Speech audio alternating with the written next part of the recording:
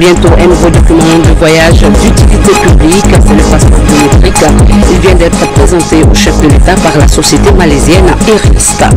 Le calme de retour à Kassado dans la préfecture de Gekedo. Une forte délégation dépêchée par le gouvernement s'est entretenue avec les éleveurs et agriculteurs qui s'étaient affrontés. Et puis nous irons à Cancan où le programme alimentaire soutient les producteurs de riz qui viennent de respecter la convention de livraison de 50 tonnes de riz. Mesdames et messieurs, bonsoir. Merci de nous avoir choisis pour vous informer. Le président de la République veut rendre conforme la Guinée aux standards internationaux en dotant notre pays de passeports biométriques. Ce nouveau document de voyage a été présenté au chef de l'État par les responsables de la société malaisienne Iris, spécialisée dans le domaine de développement et production de logiciels. Plus d'informations avec Sanasi Keita. Désormais, le passeport biométrique rentre en vigueur en Guinée. Les premiers documents sont déjà produits par la société malaisienne Iris, une société qui a décroché le marché de ces passeports biométriques sur la base d'un contrat ouvert en compétition avec d'autres sociétés. Aujourd'hui, les responsables de ce consortium malaisien, en compagnie du ministre de la Sécurité et de la Protection civile, sont reçus en audience par le président de la République. Objectif, présenter au professeur Alpha Condé les premiers passeports biométriques confectionnés. Ce nouveau passeport comporte 17 points de sécurité. Le but de cette visite est de présenter au président de la République les spécimens des passeports biométriques. Cette innovation comporte 17 points de sécurité. Et aujourd'hui, nous sommes prêts à livrer aux citoyens guinéens ce nouveau document de voyage avec toute la garantie de sécurité. On est donc à la disposition des Guinéens. Les partenaires de cette société malaisienne Iris rassurent. Une société qui a fait ses preuves dans une vingtaine de pays au monde, donc 5 en Afrique. Voilà pourquoi notre engagement aujourd'hui à accompagner cette société dans l'accomplissement de sa mission au profit de la population guinéenne. Désormais, la présence physique pour l'obtention d'un passeport est obligatoire. Pour les Guinéens de l'étranger, toutes les mesures sont aussi prises. Nous sommes obligés d'être transparents. Le président a exigé la transparence. Aucun passeport guinéen ne sera donné désormais sans la présence du postulant avec les conditions d'obtention qui vont accompagner son acquisition. Ça veut dire rechercher. La présence physique sera obligatoire. Même les Guinéens qui sont à l'étranger, les dispositions sont prises pour que certaines ambassades, peut-être 17 ambassades, vont être sélectionnées, vont fournir et leurs passeports seront délivrés par réseau entre ces ambassades et le cerveau central qui est en Guinée, à Conakry, au ministère de la Sécurité. Cette opération sonne au-delà du faux et de l'usage du faux. Elle est le fruit de la volonté du président de la République, professeur Alpha Condé, à ouvrir une nouvelle ère aux populations en modernisant leurs documents de voyage. Conakry, ville propre, le Premier ministre chef du gouvernement entend ressortir la valeur réelle de notre capitale. Pour aboutir à cette vision, une campagne d'assainissement a été lancée à Conakry, mais réussir ce pari passe nécessairement par la sensibilisation des citoyens à rendre leur environnement acceptable. Adi Kamara nous signe ce reportage. Le gouvernement vient de débloquer encore des moyens pour assurer l'assainissement physique de la ville de Conakry. C'est pourquoi le Premier ministre a retroussé les manches pour sillonner certains acteurs principaux de la capitale Conakry, en compagnie des membres du gouvernement et certains cadres impliqués dans le processus d'assainissement de cette ville. Nous sommes prêts à accompagner le gouvernement pour élaborer des politiques et des stratégies pour améliorer la pré-collecte, la collecte et le transfert. Donc, nous, en tant que ministère de l'Environnement, c'est notre approche. Cette visite générale, j'en suis persuadé des avantages pour le peuple guinéen, notamment pour sa jeunesse. Parce que l'ouverture étant faite, elle se fera sur l'emploi de la jeunesse. L'école des Sourds-Muets, derrière l'école Saint-Joseph de Cluny, où une fois là entassé des ordures, les kiosques placés ici et là ont été tous visités par le Premier ministre dans le but de sensibiliser les occupants sur la nécessité de débarrasser Conakry des encombrants physiques et des immondices. De Kaloum, déjà, les dispositions sont prises en ce qui concerne le dégagement des artères, les trottoirs et en ce qui concerne l'assainissement. Pour le gouvernement Seydou Fofana, cette action d'assainissement ne sera pas un feu de paille. C'est un processus qui nécessite la mobilisation de toutes les énergies et de tous les acteurs. Et puis l'institution d'organisation des élections en Guinée, la CENI, et les acteurs du processus électoral viennent d'échanger sur l'organisation des élections municipales. Au terme de la rencontre de 5 jours, les participants ont fait des recommandations pour la réussite des élections communales et communautaires. Saïdou Diallo.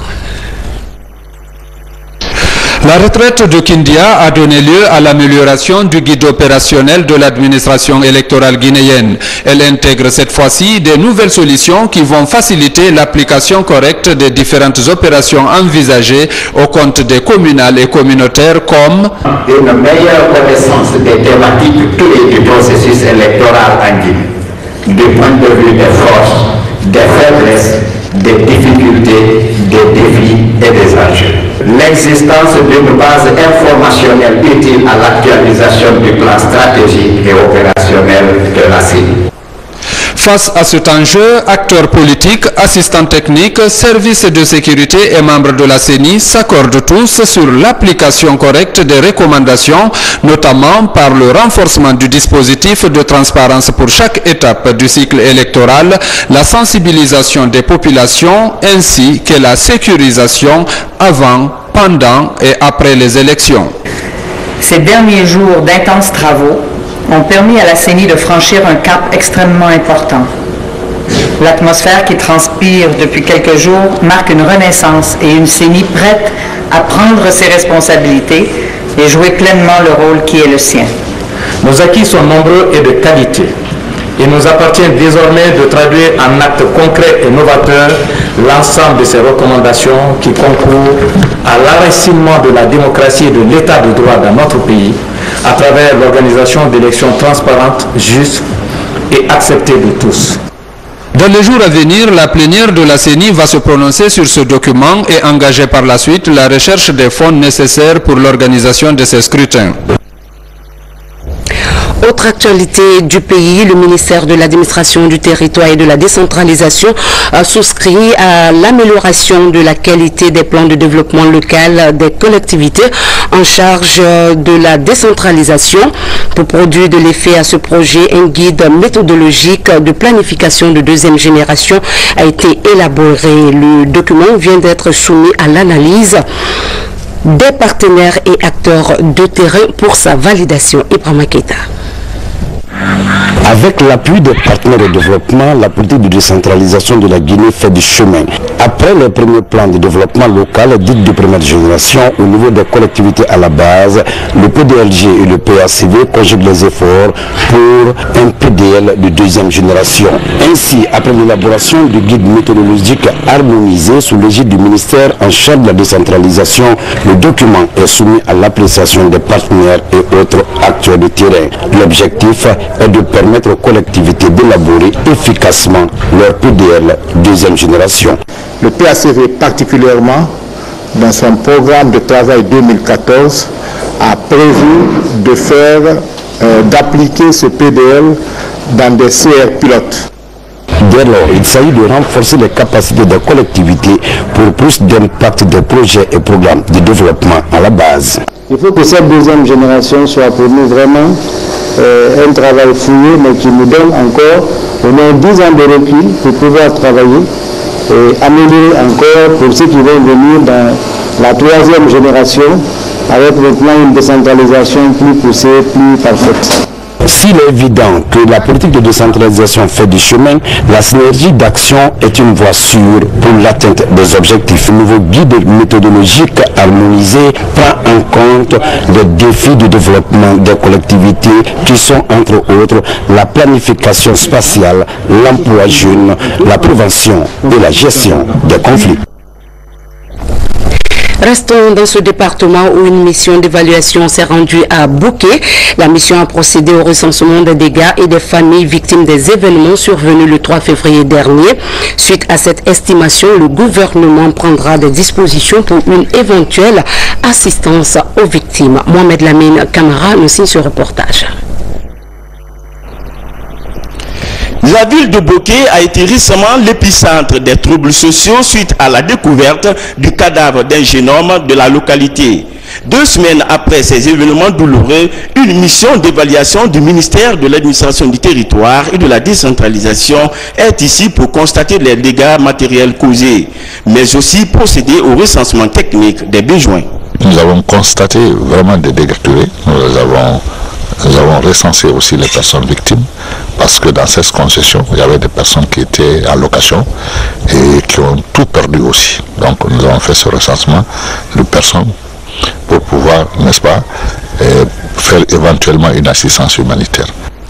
Depuis que ce drame s'est produit, plusieurs délégations gouvernementales se sont succédées pour apporter leur solidarité aux familles victimes.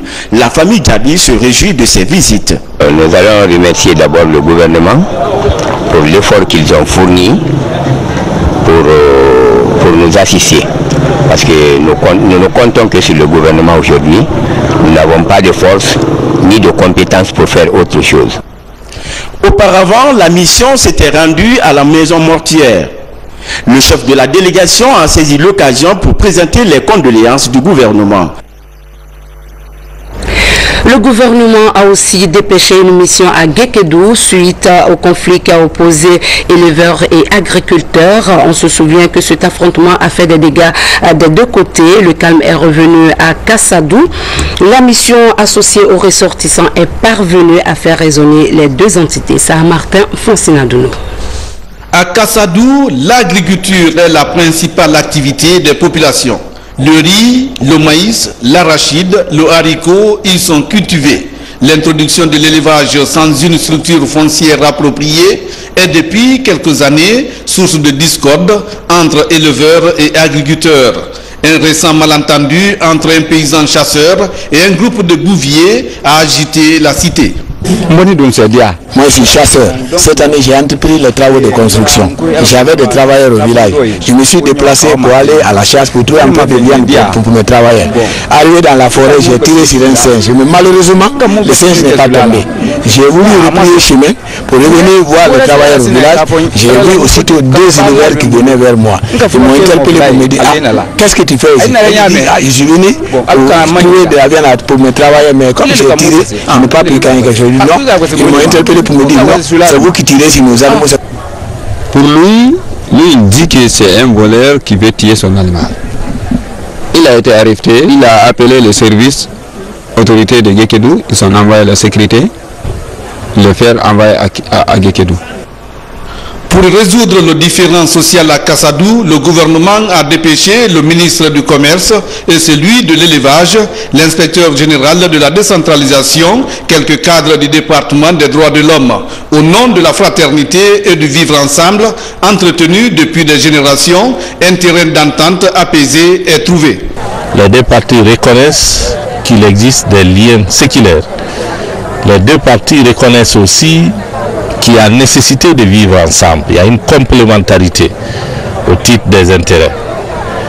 Et en tenant compte de tout ça, les deux parties ont décidé de se pardonner et d'accepter le pardon, de renouer avec les bonnes habitudes. Nous allons mettre une commission en place pour relire, faire une relecture d'un texte qui existait. Qui réglait les problèmes entre éleveurs et agriculteurs. Et j'ai promis à la population, au nom du gouvernement, que ce texte sera appliqué sur le terrain. Et je crois que si cela est bien appliqué, et comme ce sera bien appliqué, il y aura la paix à Kassadou. Contrairement aux spéculations, les incidents de Kassadou n'ont pas causé de mort, seulement les dégâts des deux côtés. Aujourd'hui, éleveurs et agriculteurs acceptent de se pardonner et de vivre en paix. Le ministre de la Communication était à l'Abbé pour la 17e session annuelle de la radio rurale de Guinée. En marge de cette rencontre de ce médium de proximité, le patron de la communication guinéenne a rencontré Les notables de la ville à qui il a transmis les salutations du chef de l'État et son souci de rassembler les Guinéens. Cheikh Sanoussi Sanko nous en dit plus. Le séjour à l'abbaye du ministre de la Communication à l'occasion de la 17e revue annuelle de la radio rurale de Guinée a été aussi un moment fort de concertation avec la notabilité. Aluseni Makanera Kake et sa suite ont signifié à la notabilité de la cité de Karamoko Alpha Molabé tout le respect que le président de la République et son gouvernement leur accordent suite aux multiples prières pour promouvoir la paix dans le pays.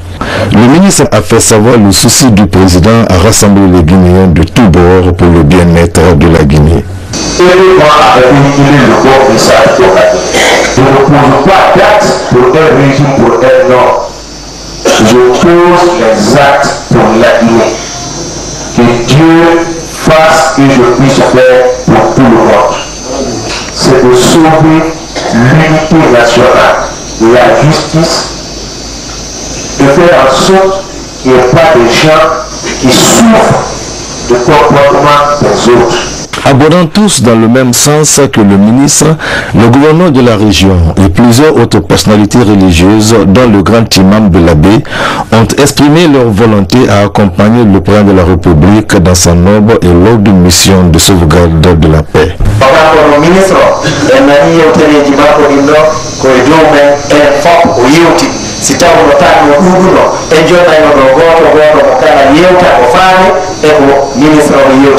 Les mêmes notables avaient notifié à la présidente du CNC leur volonté de soutenir les actions du gouvernement. Des prières et bénédictions ont été formulées pour une paix durable et pour l'acceptation de tous dans les virages, comme le commande la religion musulmane. Nous recevrons dans un instant dans Sankoroma le nouveau président des organisations de la société civile guinéenne. Mais bien avant, parlons des travaux de finalisation des 5 politiques sectorielles de la réforme de la sécurité. C'est une action du Comité national de pilotage de la réforme du secteur de sécurité à travers la commission technique de suivi. Commandant Mohamed Kassé. Et valider les 5 politiques sectorielles de la réforme du secteur de sécurité en vue de l'élaboration de la stratégie nationale d'action prioritaire, telle est la toile de fond de cet atelier de Kindia qui a regroupé une 60aine de participants. Si nous tendons vers le même objectif, le rôle demeure fondamentalement distinct. Le Parlement est chargé de définir le cadre légal, adopter le budget et de contrôler les activités du secteur de la sécurité. Il ne peut exercer pleinement ses responsabilités que s'il a un large accès à l'information et à l'expertise technique nécessaire.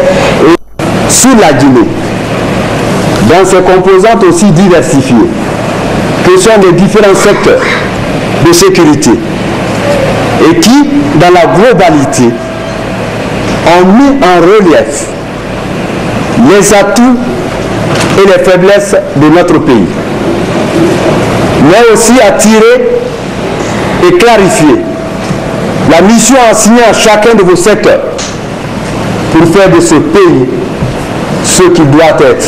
Les résultats attendus de cet atelier sont, entre autres, la mise en conformité des politiques sectorielles avec la politique nationale de défense et de sécurité, la finalisation et la disponibilité des politiques sectorielles.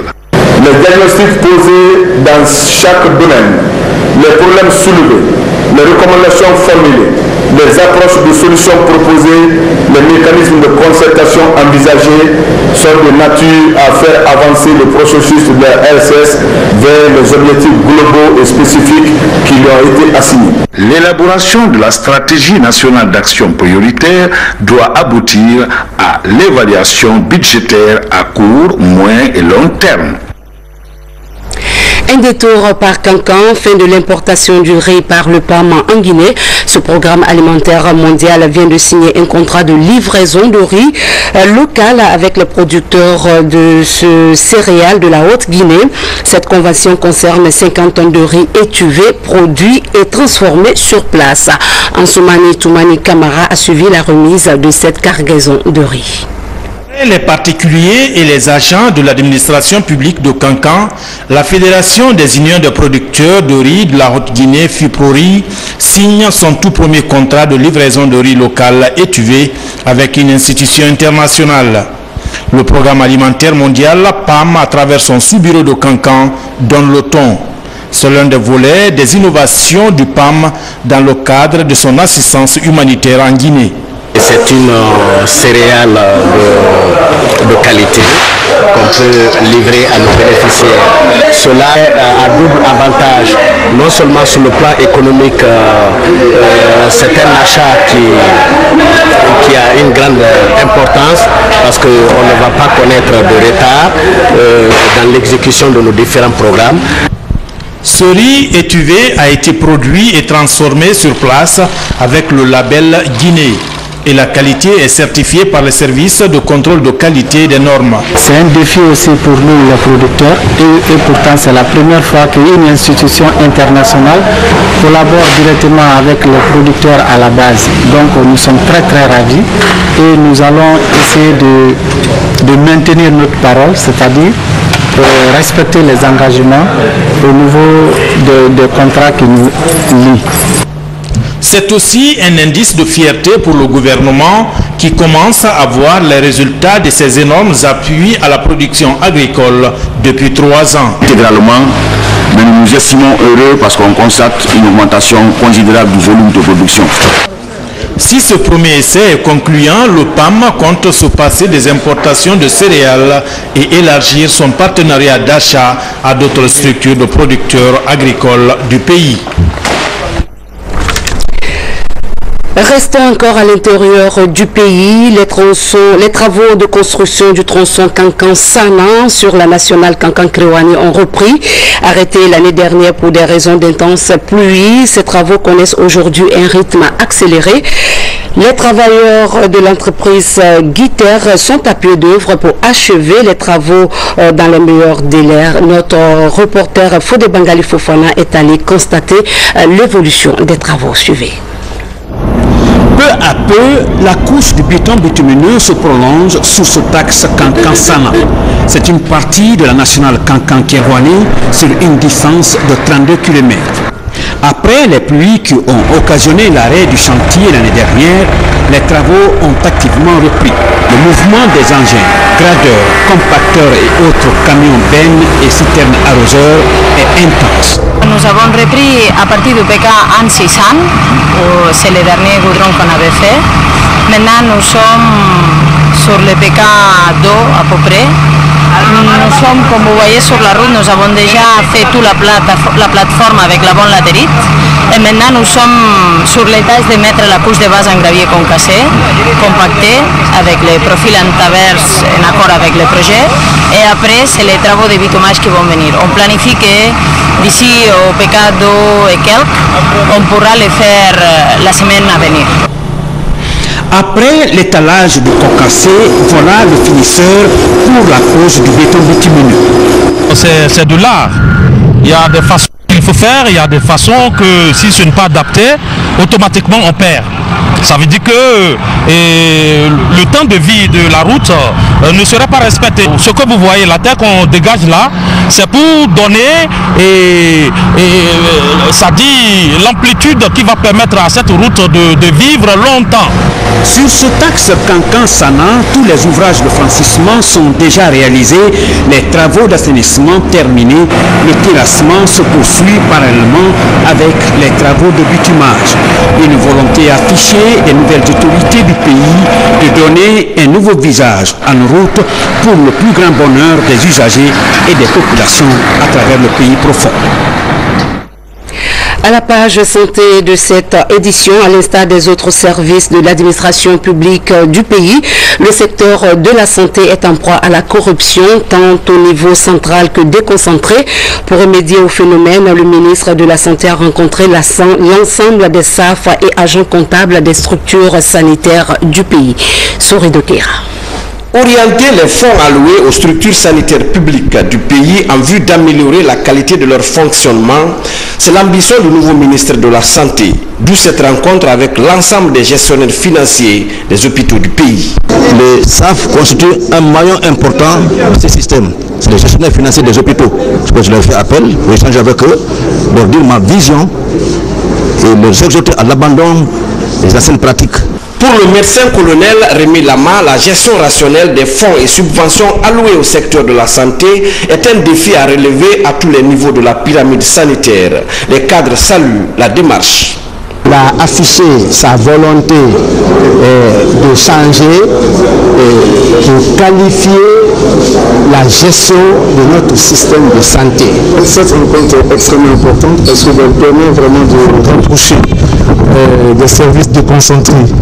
Les SAF qui ont en fait l'exercice de gérer les biens afin que tous ces SAF respectent les procédures, fassent en sorte que les biens qui sont mis à la disposition des directions, en fait des hôpitaux préfectoraux, des hôpitaux régionaux, des CMC et des CHU, que ces biens-là vraiment soient utilisés à bon escient. Dans les prochains jours, le ministre de la Santé compte entamer une tournée de prise de contact avec les structures de santé du pays, histoire de toucher du doigt la réalité de ces établissements de soins. Toujours dans l'actualité de chez nous, la lettre de mission que nous avons reçue exige des résultats en faveur de la croissance du pays. Ces mots sont du ministre de l'Énergie et de l'Hydraulique. Idrissa Thiam était en visite dans les services relevant de son département. Partout où il est passé, les problèmes sont certes nombreux, mais la volonté du chef de ce département est ardente pour relever le défi. Mohamed Sanko. Plus de 50% des populations en zone rurale doivent bénéficier d'eau potable et en quantité suffisante. C'est la dynamique dans laquelle le nouveau ministre de l'Hydraulique engage le service national des points d'eau. La couverture doit passer de 48% à plus de 115% en 5 ans. Nous sommes prêts à atteindre les objectifs qui sont assignés au SNAP à travers les objectifs du millénaire qui sont la réalisation de 13 221 points d'eau et plus de 600 000 lapins. Plusieurs forages ont été déjà réalisés, une étude est disponible concernant le programme national d'alimentation en eau potable et assainissement en milieu rural pour 378 millions de dollars. Pour l'émergence de la Guinée, les populations ont besoin d'avoir de l'eau saine, de l'eau potable. L'une des priorités ici est de réintégrer le SNAP dans la ligne du budget national de développement. À la direction nationale de l'hydraulique, le constat est peu reluisant. Bâtiments vétustes, manque d'équipement et de budget de fonctionnement et surtout menace d'expropriation des 2 tiers des 23 hectares de domaine au profit du lycée français sans aucun document officiel provenant des structures de l'État. Il y a 3 semaines, il y a une équipe de géomètres qui est venue sur le terrain.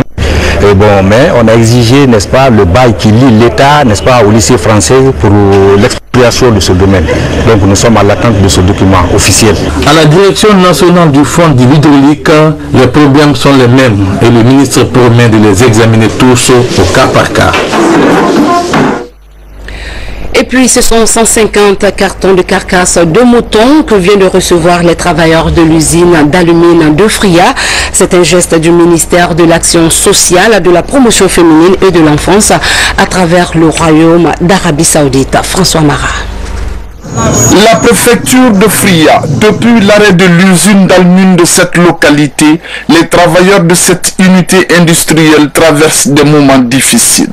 Pour apporter une assistance à ces travailleurs, la ministre de l'Action sociale, de la promotion féminine et de l'enfance apporte 150 cartons de carcasses de moutons à ces travailleurs de l'usine d'alumine de Fria.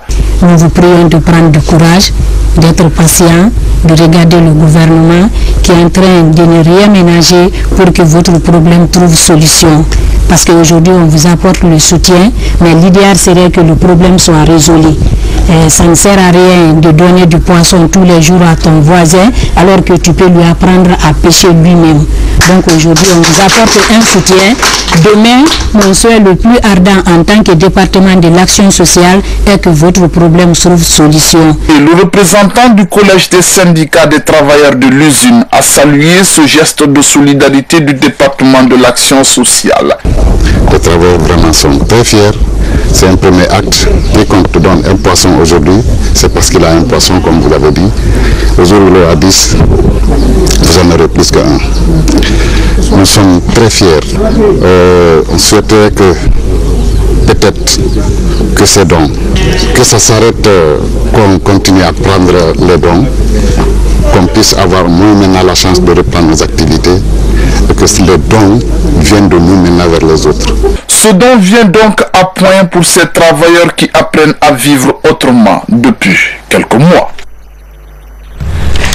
Cérémonie de remise de diplôme à l'université Cheikh Modibo Diarra dans la commune de Ratoman. Sur 200 étudiants inscrits, 180 ont obtenu leur diplôme de licence après 3 ans de formation. La cérémonie de remise des diplômes a été présidée par le ministre de l'enseignement technique et de la formation professionnelle, Abdul Aziz Baldé. Reportage. La 4e promotion de l'université Cheikh Modibo Diarra sont désormais sur le marché de l'emploi. Sur plus de 200 inscrits, 180 étudiants ont obtenu leur diplôme de licence. Une véritable marque de réjouissance pour encadreurs et invités. L'occasion est bonne puisqu'elle illustre à l'instant le long et tumultueux parcours que ces étudiants ont mené pour pouvoir s'estimer être des futurs cadres de notre belle patrie. Ce bonheur tant attendu. Ceux qui auront la chance d'avoir tout de suite un travail, tant mieux. Ceux qui ont besoin de se perfectionner, d'obtenir des stages, sachez que vous avez autant d'occasions de perfectionner ce que vous avez déjà appris. Nous, gouvernement, allons mettre tout en œuvre pour vous faciliter cette tâche. Au terme de 3 ans de formation dans les différentes filières, les étudiants apprécient la qualité de la formation, même si certains récipiendaires ne comptent pas s'arrêter en si bon chemin.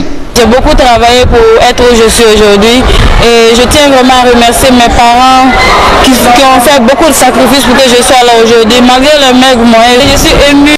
Cette cérémonie de remise de diplômes a été marquée par des prestations artistiques et de danse. Une façon de finir le cycle universitaire en beauté. Conseil national des organisations. Notre invité de ce soir est Dansa Kourouman. Il est le nouveau président des organisations de la société civile. Du Conseil national. Du Conseil national de la société civile guinéenne, c'est bien ça? Monsieur. Voilà, bonsoir Monsieur Kourouman. Bonsoir Madame. Vous êtes élu à la tête d'une structure fragilisée par des scandales financiers, mais également en mal de représentativité. Quels sont aujourd'hui vos défis? Merci Madame pour cette opportunité.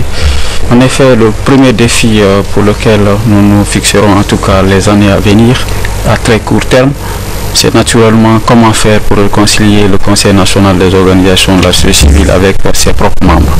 Ceci nous amènera à bâtir une stratégie de communication interne et externe pour que l'ensemble des organisations qui composent cette entité puissent accéder à l'information et être associées donc à la prise de décision. Le deuxième défi, à mon avis, il s'agit d'organiser très rapidement une retraite stratégique pour que les fondamentaux de l'organisation soient redéfinis autour des nouveaux enjeux politiques, sociaux et économiques de notre pays. Ceci nous amènera à bâtir des nouvelles procédures de fonctionnement interne garantissant la transparence et la redevabilité. Et troisièmement, nous allons nous délimiter l'espace de la société civile. Il y a un va-et-vient sur le champ politique qui ne crédibilise pas les organisations de la société civile. Justement, vous parlez de crédibilité. Est-ce que la société civile est maintenant, plurielle? Comment la rendre forte et crédible pour qu'elle soit une véritable force de proposition? Je pense très bien que la pluralité de la société civile est une force.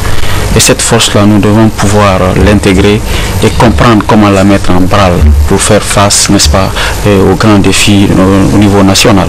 Alors, cette pluralité aussi explique un peu les différents champs d'action que nous pouvons embrasser dans le cadre de la consolidation de la démocratie et la promotion, n'est-ce pas, d'un développement harmonieux pour notre pays. Alors, concrètement, il faudrait que la société civile guinéenne, dans son ensemble, se batte, n'est-ce pas, pour avoir une vision commune qui soit inspirée sur les valeurs morales et philosophiques fondatrices de la société civile.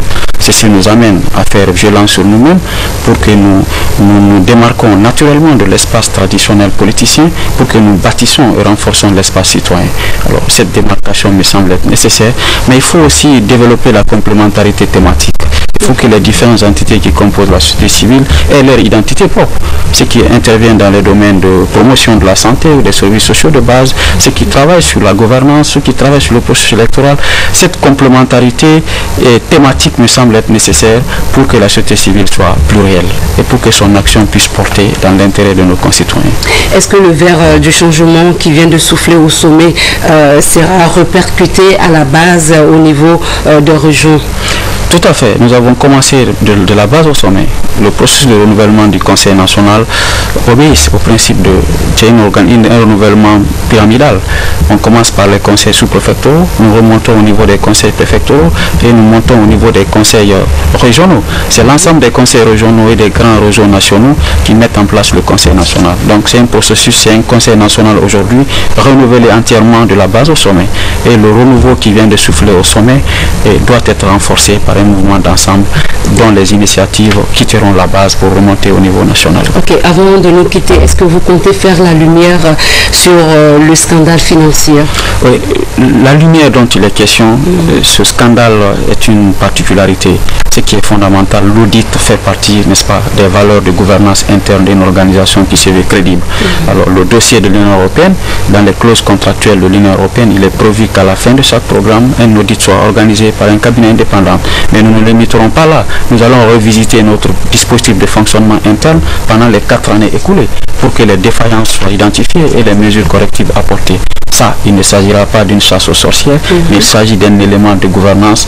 En tout cas, l'opinion nationale nous attend sur notre capacité à relever ces défis en termes de dysfonctionnement et pour une moralisation parfaite de la société civile qui ne doit pas apparaître en donneur de leçons, mais qui doit être incarnée, ces valeurs de transparence et de redevabilité avant de demander des comptes à l'État.